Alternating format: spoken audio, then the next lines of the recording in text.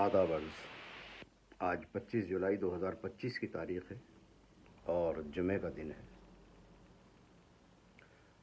ناظرین کرام، لفظ صاحبہ کا تصور جب ہم ذہن میں لے کر آتے ہیں تو ایک تحفظ کا احساس ذہن میں جنم لیتا ہے۔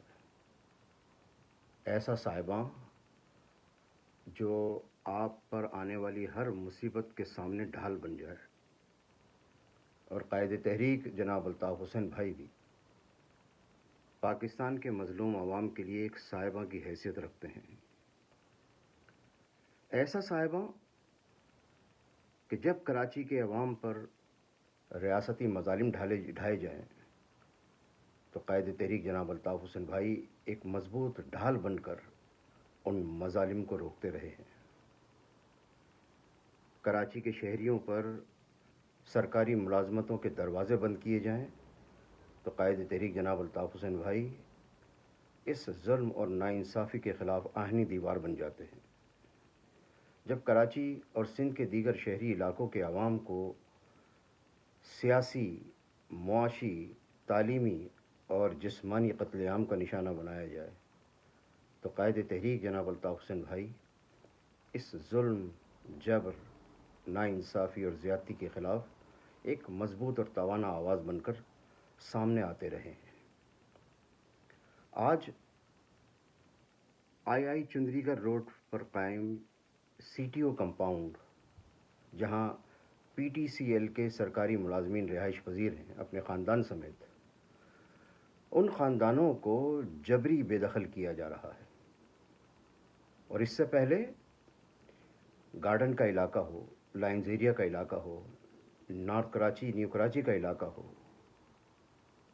پی آئی بی کالونی کا علاقہ ہو، ان علاقوں سے کراچی کے شہریوں کو جبری بے دخل کیا گیا۔ ایمپریس مارکیٹ کی قیام پاکستان سے جو دکانیں قائم تھیں، ان دکانداروں کو ان کے روزگار سے محروم کیا گیا، ان کے بسے بسائے گھر اور جمے جمائے کاروبار کو تباہ برباد کیا گیا، اور کراچی کے شہریوں کا معاشی قتل عام کیا گیا۔ لیکن ملک کے کسی بھی حصے سے نہ تو احتجاج کیا گیا اور نہ اس ظلم اور زیادتی کے خلاف مذمت کے دو لفظ بولے گئے۔ آج کراچی شہر کا کوئی پرسان حال نہیں ہے۔ میرا اہل کراچی سے سوال ہے کہ 22 اگست 2016 کو جب یہ صاحباں یعنی قائد تحریک جناب الطاف حسین بھائی، ان کے گھر مظلوموں کی امیدوں کے مرکز 90 پر تالا لگایا گیا، اسے سیل کیا گیا، اور پھر اس گھر میں ایک سازش کے تحت آگ لگائی گئی اور بعد میں اس گھر کو بلڈوز کر دیا گیا۔ کراچی کے شہریوں کو یہ ظلم، یہ جبر، یہ ناانصافی نظر آئی، لیکن اہل کراچی نے اپنے صاحباں کے خلاف یہ ریاستی ظلم برداشت کیا اور اس کے خلاف احتجاج نہیں کیا۔ اس کا نتیجہ یہ نکلا کہ آج ان کے اپنے گھر محفوظ نہیں ہیں۔ تو آپ کے لیے لمحہ فکریہ ہے، اہل کراچی کے لیے۔ کسی نے خوب کہا ہے کہ لگے گی آگ تو آئیں گے گھر کئی زد میں، یہاں پہ صرف ہمارا مکان تھوڑی ہے۔ آپ خاموش رہے کہ یہ آگ جو ظلم کی آگ ہے، جبر کی آگ ہے، ناانصافی کی آگ ہے، اس سے آپ کے گھر محفوظ ہیں تو آپ نے سمجھ لیا کہ آپ بھی محفوظ ہیں۔ آپ کو اندازہ نہیں تھا کہ یہ آگ بڑھتی چلی جائے گی اور پھر ہر گھر اس کی لپیٹ میں آئے گا۔ آج کراچی کے شہری پانی کی سہولت سے محروم ہیں، کراچی کے شہری بجلی کی سہولت سے محروم ہیں، کراچی کے شہری گیس کی سہولت سے محروم ہیں، باوجود اس کے کہ پانی کے بل ادا کر رہے ہیں، بجلی کے بل ادا کر رہے ہیں، گیس کے بل ادا کر رہے ہیں، لیکن انہیں یہ بنیادی سہولت میسر نہیں۔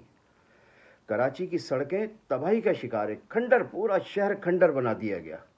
کراچی کے شہریوں کو علاج و معالجے کی سہولت نہیں ہے، اور کراچی کے شہریوں کو ان کے گھروں سے بے دخل کر کے، ان کی عمارتوں کو مسمار کر کے، ان کو ان کے گھروں سے نکال کر غیر مقامی افراد کو وہاں پر بسانے کا منصوبہ بنایا جا رہا ہے، اور کراچی کے عوام خاموش ہیں۔ کراچی کے شہریوں، اگر آپ نے غلامی کو اپنی قسمت سمجھ رکھا ہے تو پھر آپ کا اللہ ہی وارث ہے۔ آپ سوچئے، یہ دعوت فکر ہے کہ قائد تحریک جناب الطاف حسین بھائی پر پابندی صرف الطاف حسین بھائی اور ان کے چاہنے والوں پر پابندی نہیں لگی ہے، ان کی جماعت پر پابندی نہیں لگی ہے، بلکہ کراچی کے شہریوں کے حق کے لیے آواز اٹھانے والوں پر پابندی لگی ہے۔ آواز اٹھانے والی ایک آواز، صرف قائد تحریک جناب الطاف حسین بھائی کی آواز، اس پر پابندی لگی ہے۔ آج آپ دیکھ لیجئے، کراچی میں جن لوگوں کو فارم 47 کے تحت بھیک میں چند نشستیں دی گئی ہیں، وہ نشستیں رکھنے کے باوجود، سینٹ کے ممبر ہونے کے باوجود، قومی اسمبلی کے ممبر ہونے کے باوجود، صوبائی اسمبلی کے ممبر ہونے کے باوجود اور وزارتوں میں شامل ہونے کے باوجود، کراچی کے ساتھ ظلم اور زیادتی پر خاموش تماشائی کا کردار ادا کر رہے ہیں۔ کراچی کی ماؤں، بہنوں، بزرگوں اور نوجوانوں، بالخصوص طلباء و طالبات، اپنے حق کے لیے آواز بلند کرو، ورنہ ریاستی ظلم کی، بربریت کی یہ لہر آپ کے گھروں تک پہنچنے میں زیادہ دیر نہیں لگائے گی۔ مانو نہ مانو جانے جہاں اختیار ہے، ہم نیک و بد حضور کو سمجھائے جاتے ہیں۔ جیے قائد تحریک جناب الطاف حسین بھائی، سدا جیے، سدا جیے۔